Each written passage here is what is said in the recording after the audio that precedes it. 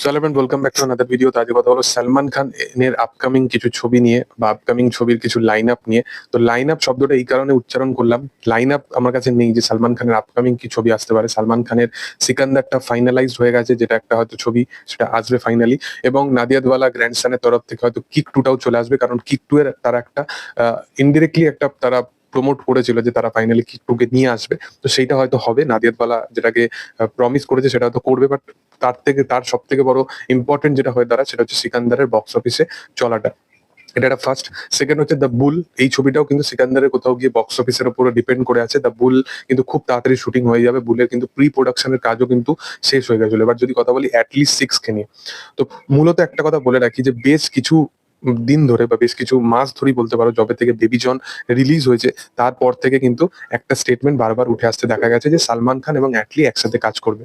প্রথম এটা একটা হাইপ বাড়ানো হলো, বেবি জন এই সামথিং এলো এবং বেবি জন রিলিজ হয়ে গেল, বেবি জন বক্স অফিসে চললো না, এবং যতজন অডিয়েন্স গেছিল জাস্ট ক্যামিওটা দেখতেই গেছিল, সোজা কথা। নাহলে ওই রিমেক সিনেমা অতটা চলবে এটা মানে আমিও এক্সপেক্ট করিনি। তো যাই হোক, তো বেবি জন চললো না, এবং তারপরে সালমান খান এবং অ্যাটলি তারা একসাথে সিনেমা নিয়ে আসবে না এরকম অনেক জল্পনা কল্পনা চলতে শুরু করলো। এবং তোমরা সকলেই জানো যে সালমান খানের সিকান্দার রিলিজ হতে আর বেশি দিন কিন্তু বাকি নেই, মাত্র 30 তারিখ করে রিলিজ করে যাবে, আবার 20-25 দিন মতো হাতে সময় আছে।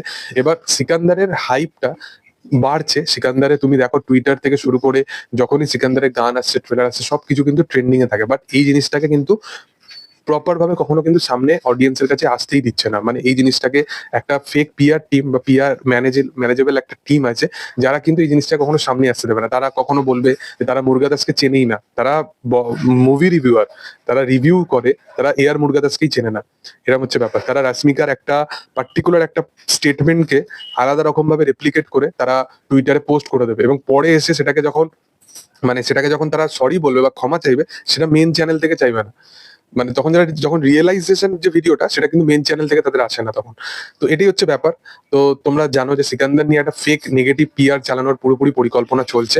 এবার যেটা অ্যাটলি নিয়ে যেটা কথা বলবো, যে আল্লু অর্জুনের সাথে অ্যাটলির একটা সিনেমা আসবে। তো তোমরা সকলেই জানো যে অ্যাটলি এখানে সিনেমা করবে, এবং সে সিনেমা তাকে করতে হবে, সে একটা প্রজেক্ট নিয়ে সে বসে থাকবে না। এবার সালমান খানের প্রজেক্টটা যেটা, সেটা রিইনকারনেশনের ওপর প্রজেক্ট, এবং সেখানে দুটো সুপারস্টারকে দরকার।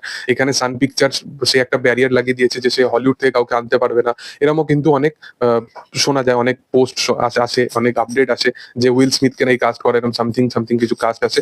বাট কিছু জিনিসই কিন্তু প্রপার ভাবে হচ্ছিল না। বলে রাখি যে রজনীকান্ত তার আপকামিং 2-3টে ছবি নিয়ে বিশালভাবে ব্যস্ত আছে। তার আপকামিং কুলি, জেলার 2 এই সমস্ত ছবি আসতে চলেছে। কামাল হাসান সে ফাদারের চরিত্রে, মানে সালমান খানের ফাদারের চরিত্রে সে প্লে করতে রাজি নয়, এবং তারা ওয়েট করে আছে কোনো বড় সুপারস্টারকে এই ছবিতে কাস্ট করার জন্য। এবং এটা নিয়ে কিন্তু এটাই একদম কিন্তু প্রপার আপডেট, এবং এটা নিয়ে কিন্তু মানে এখন তাদের প্রপার কাস্টিং চলছে। এখনো কিন্তু এই ছবিটা আসতে কিন্তু এখনো টাইম লাগবে, এবং হয়তো আদৌ ইন ফিউচার হয়তো নাও আসতে পারে, এটা আমি ধরে রাখছি। বাট এটা নিয়ে যেভাবে ফেক পিআর চালানো হচ্ছে না, যে আল্লু অর্জুনকে ইন করা হয়েছে, সালমান খানকে আউট করে দেওয়া হয়েছে, সালমান খানের পিছনে কোনো প্রোডাকশন হাউস পয়সা ঢালতেই রাজি নয়, সেই কারণে সালমান খানকে করা হচ্ছে, এবং এগুলো সমস্ত কিছু এই সিকান্দারের জন্য হচ্ছে, এটা বলে রাখি।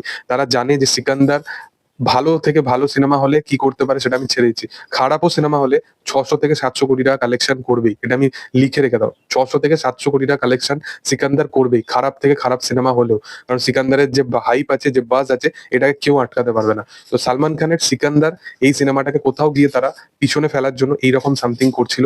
আল্লু অর্জুনকে নিয়ে রিইনকারনেশনের প্রজেক্টটা হচ্ছে, এবং সান পিকচার্স তাকে নিয়ে সিনেমা বানানোর জন্য রাজি হয়ে গেছে। একজন বড় সুপারস্টার নাকি রাজি হয়ে গেছে আল্লু অর্জুনের সাথে কাজ করার জন্য।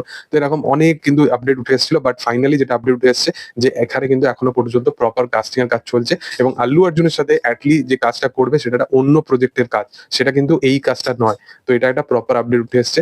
আমি এটা অলরেডি, এইগুলো নিয়ে আমি বেশি ভিডিও বানাইনি, আমি অলরেডি একবার তোমাদেরকে বলেছিলাম যে এটা কিন্তু একটা পুরোপুরি একটা পরিকল্পনা চলছে। যেহেতু এখন সিকান্দার একটা হাইপ আছে বলে আমি এইসব নিয়ে কথা বলতে চাই না। তো যাই হোক, তোমাদের কি বক্তব্য বিষয়বস্তু নিয়ে অবশ্যই কমেন্ট সেকশনে জানাতে পারো। আর ভিডিও ভালো লাগলে অবশ্যই লাইক, শেয়ার, সাবস্ক্রাইব